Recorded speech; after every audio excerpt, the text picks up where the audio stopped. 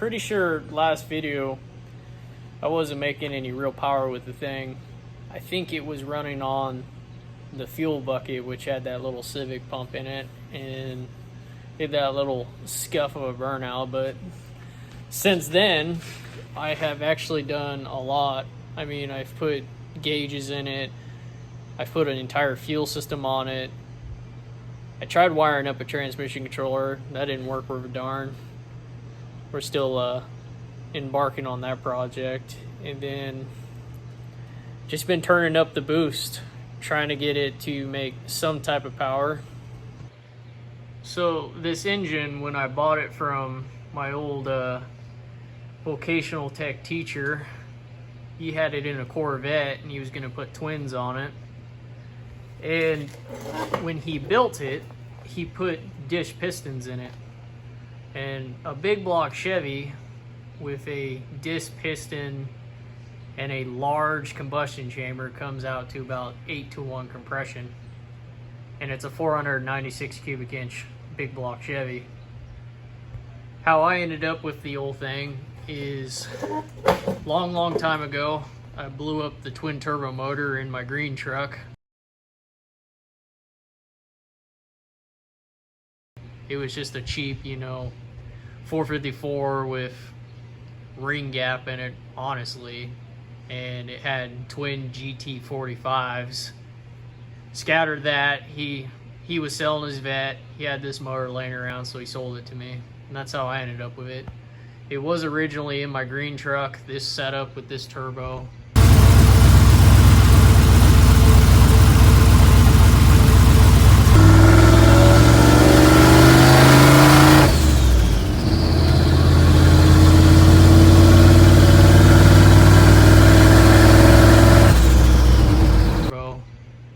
Billet 80, 96, built by Forced Inductions. It's kind of an old, I bought this thing years and years ago.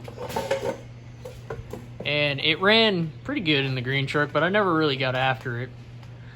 So now that it's in the 46, and I'm starting to actually get with it, I'm kind of surprised how much boost it's taken to make this thing run worth a hoot, And I think it just has a lot to do with the compression and the wide lobe separation on the cam and some other stuff. So, anywho, I had it at 3-4 pounds of boost from the start.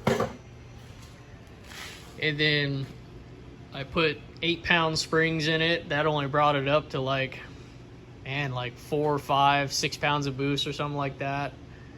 Then I put the 11-pound springs in it. It seemed like it would hold 7, 8 consistently. And I'm like, man, it just doesn't really feel that fast. And then I went right to the 14-pound springs, which were the biggest ones I had. All these problems would probably be solved because John Chapman told me that just get a boost controller, don't even mess with it. But put the 14-pound springs in it. Now we're finally making 10 pounds of boost on top of the hat. I mean, granted, maybe the intercooler is part of a restriction circuit. I'm maybe seeing more boost here and less over here going to the carburetor because of where the reference is.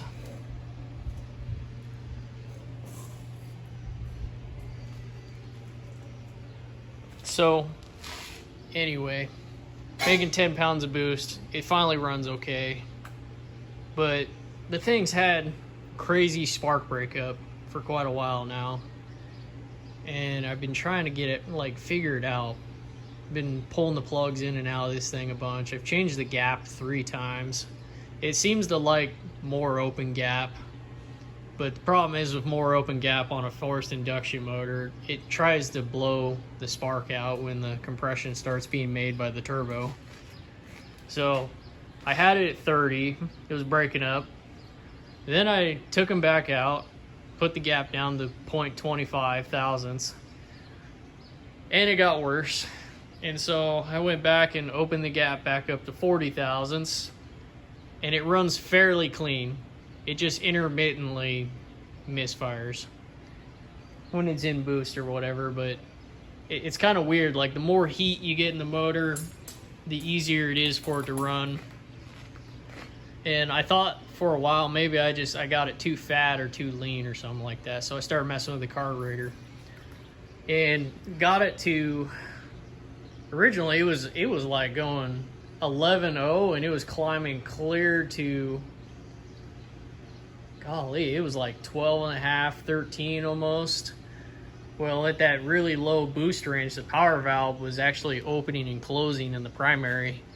So like 3-4 pounds of boost was barely tickling the power valve open and closed.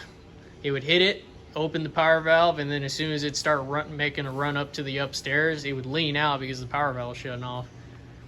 So as I started increasing boost, it got a little richer and a little richer, and I started playing with the secondary jets in the back of the carburetor. And I eventually got it right once I got up to 10 pounds of boost without the vent tube extensions on the carburetor.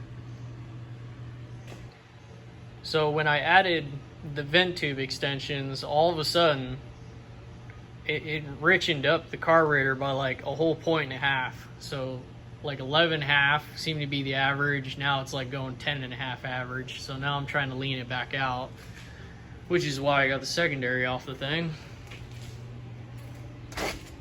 And there's no power valve in the back on this one because it's pump gas build. So we'll put I believe these were 75s. Yeah, they're 75s. And the ones that are in it are 78s. So we're gonna try that. You see how it fuels out. But and then another thing, the last time you guys didn't see, is I've done a lot of interior work. I mean, don't mind the squid of wiring because I was trying to get a transmission controller to run this 4L80. I've put a shifter in it, I've put gauges in it. The gauge cluster I'm pretty proud of. It's the original cluster that came out of the thing. I basically snapped it all apart. Cut the center out, and then welded that 18 gauge piece of sheet in there, and then drilled the holes for the gauges, and then wired it all up. Boost gauge is just kind of zip tied on there. I put the tachometer on. It's welded to the dash, pop riveted to the bracket. The shifter is the big deal. Use some of the roll caging, welded to the floor bars here that my seat's mounted to, and then plumbed it back down through the floor and whatnot.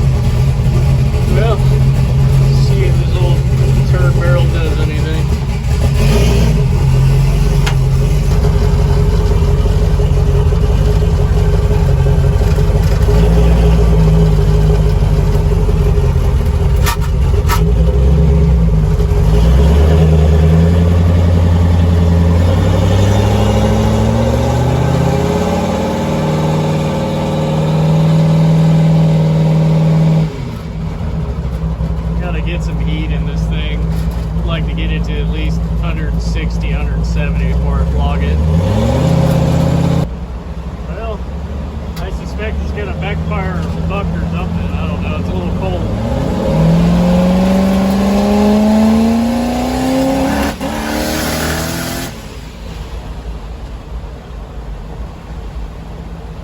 Yeah.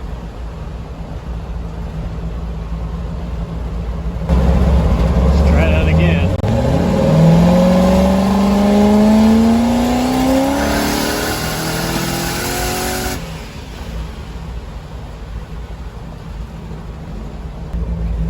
It's breaking up here and there like it usually does. It's hard to get it to pull through clean.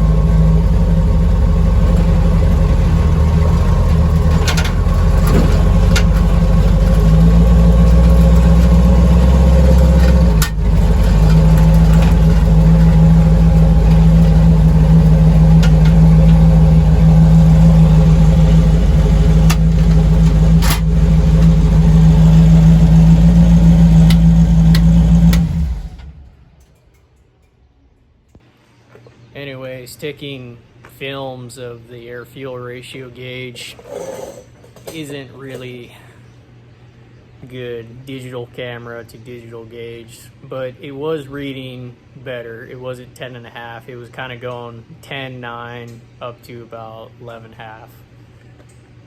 That's pretty good. I think I'll leave that there alone. I don't know why it likes to sneeze. It seems like anything below 160 degrees to 170, it doesn't take it very well. Seems like I always have to get it worked in, and then all of a sudden it likes to take it. It's probably just ignition issues, but it's pretty annoying. But when you can get it to run clean, it runs good. But it definitely, I mean, half or maybe 3/4 of the run, it was breaking up like, whoa, whoa, whoa, like on its way up or whatever. So when it does run clean, it's strong. When it doesn't, well, it's not as strong. So I'll post up the clips I have left anyways of what me and my buddy have been taking on my way to getting it to this point. But the next thing I'm going to be working on is spark plugs, wires, and a better coil. And maybe that'll fix it, but experience has slapped me in the face before. Usually we'll find out what it is and we'll get her done. Anyways, thanks for watching, and we'll see you next time.